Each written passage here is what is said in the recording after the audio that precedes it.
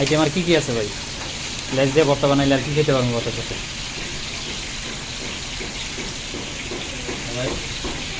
আর কি খাইতে পারবো? লেজ দিয়ে তো ভর্তা হইব নাকি? ডাল ভাত এখানে চলে ভাই, ডাল ভাত দেখুন আর ভর্তা। এই ভর্তা আছে কি কি? অফিসের মধ্যে ভর্তা আছে। এই লেজ দিয়ে তো ভর্তা বানাইবেন নাকি?